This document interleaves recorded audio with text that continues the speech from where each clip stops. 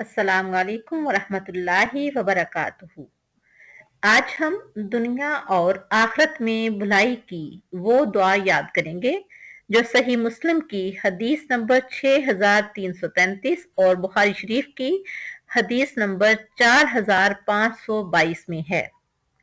हजरत अनस रजी अल्लाह ताला अन्हो से रवायत है कि रसूलुल्लाह सल्लल्लाहु अलैहि वसल्लम एक मुसलमान की अयादत के लिए गए जो बीमारी की वजह से चूजे की तरह हो चुका था। चूजे की तरह होने से मुराद यानी बहुत ज़ईफ और नातवा हो गया था।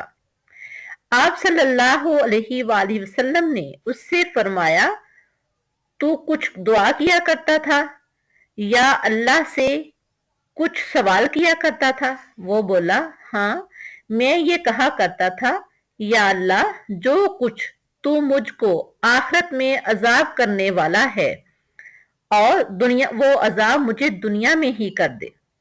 रसूलुल्लाह सल्लल्लाहु अलैहि वसल्लम ने फरमाया, सुबहान अल्लाह, तुझे इतनी ताकत कहाँ है कि अल्लाह का अजाब उठा सके? तूने ये क्यों ना कहा? यानी वो दुआ बताई, वो दुआ आज हम याद करेंगे। और आप सल्लल्लाहु अलैहि वसल्लम ने उसके लिए दुआ की, अल्लाह की रहमत से वो अच्छा हो गया। सैयदना अनस रज़ी अल्लाह ताला अन्हो फरमाते हैं कि रसूलुल्लाह सल्लल्लाहु अलैहि वसल्लम अक्सर यही दुआ किया करते थे। अब दुआ देखते हैं, दुआ क्या है? दुनिया और आखिरत में भलाई की दुआ। रब्बना आतिना फिद दुनिया हसनतम व फिल आखिरती हसनतम वकीना अजाबन्नार।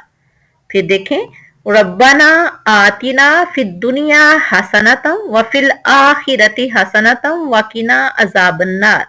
ये सूरतुल बकरा की आयत नंबर 201 है।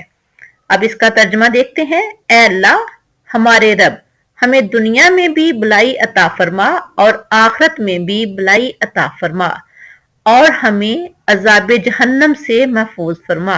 आमीन। अल्लाह हाफिज।